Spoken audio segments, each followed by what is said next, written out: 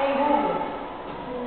Esta computadora nos ayuda a escribir y a leer. ¿Y quién me dice esta parte de la computadora? Para estudiar mouse es una parte de la computadora. ¿Quién va a estudiar mouse allá?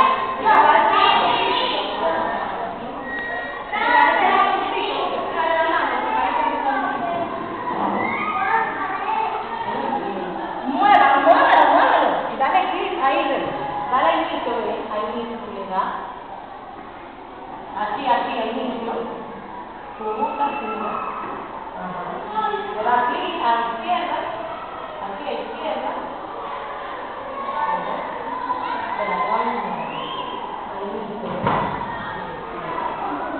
Le da clic a la derecha. Dale clic a la derecha, a la izquierda. A la izquierda, muy bien. ¿Por qué no te hace? Tiene que ganar el mouse de ahí.